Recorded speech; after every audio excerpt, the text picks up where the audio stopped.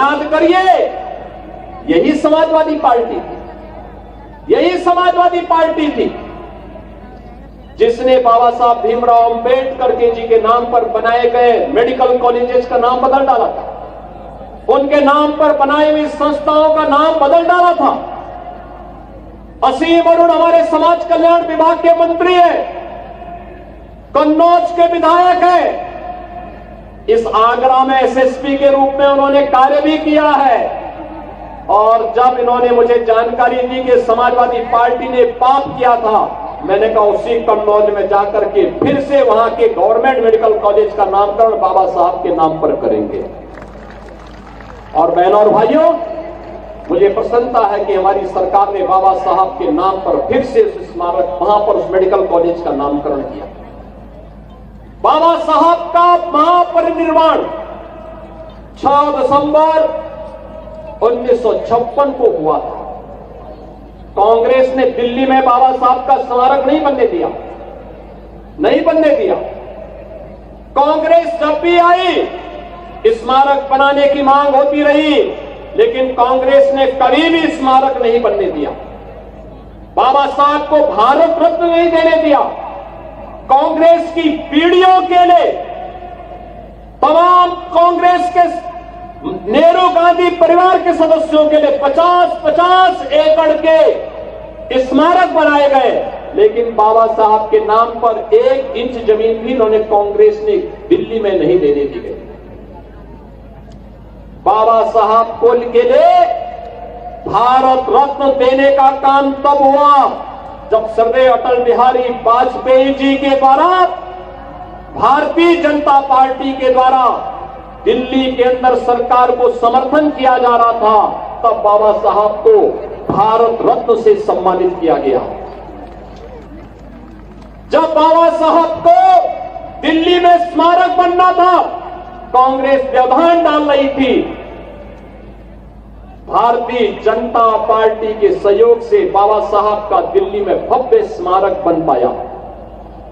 बाबा साहब की जन्मभूमि मऊ मध्य प्रदेश हो, बाबा साहब के द्वारा उच्च शिक्षा इंग्लैंड के जिस भवन में ली गई थी, इंग्लैंड के उस भवन को बाबा साहब के स्मारक के साथ साथ भारत से जाने वाले अनुसूचित जाति जनजाति के छात्रों के लिए उच्च शिक्षा का अध्ययन का केंद्र बनाने और स्कॉलरशिप की व्यवस्था ये प्रधानमंत्री मोदी जी के द्वारा किया गया। नागपुर में बाबा साहब की दीक्षा भूमि में भव्य स्मारक बनाने का काम प्रधानमंत्री मोदी जी के नेतृत्व में भारतीय जनता पार्टी ने की।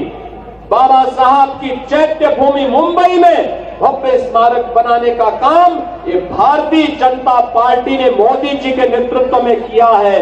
मोदी जी के नेतृत्व में पंच तीर्थ बाबा साहब के नाम पर बनाने का काम किया है। जो लोग बाबा साहब के नाम का उपयोग करते हैं, लेकिन बाबा साहब के द्वारा बताए गए मूल्य और आदर्शों के विपरीत आचरण करते हैं, वही लोग इस मिशन में सबसे बड़े बाधक हैं। याद करिए, बाबा साहब को चुनाव हराने वाले कौन लोग थे? 1952 का चुनाव बाबा साहब को हराने वाले लोग कौन थे? 1954 का उपचुनाव बाबा साहब को हराने वाले कौन लोग थे? कौन लोग थे?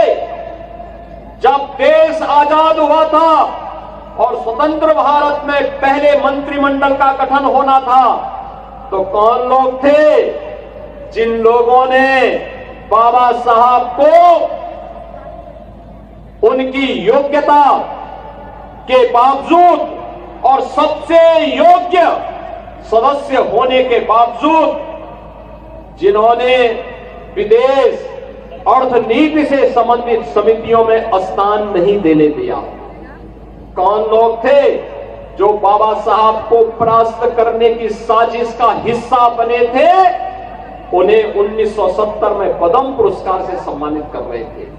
ये कोई और नहीं थे, ये वही कांग्रेस है जिसके आज के नेता कथित संविधान की प्रति लेकर के जनता को बेवकूफ बनाने का काम कर रहे हैं। ये वही कांग्रेस है जिसने बाबा साहब भीमराव अंबेडकर के द्वारा बनाए गए संविधान को समय समय पर अपमानित करने का काम किया। कौन नहीं जानता है बाबा साहब के द्वारा बनाए गए संविधान की प्रस्तावना को बदलने का काम कांग्रेस ने किया। यानी प्रस्तावना किसी भी पवित्र ग्रंथ की आत्मा होती है। अगर मनुष्य की आत्मा निकल जाती है तो शरीर का क्या हाल होता है, और ऐसे ही किसी पवित्र ग्रंथ की प्रस्तावना के साथ छेड़छाड़ कर दिया जाए क्या हालत होते हैं। और ऐसे ही शरारत इमरजेंसी लागू करके संविधान का गला घोटने का काम देश के अंदर कांग्रेस ने किया था। और बहनों और भाइयों, तब भी ये लोग जनता को बेवकूफ बनाने के लिए, बाबा साहब के नाम पर वोट बैंक बनाने के लिए आने का दावा करते हैं।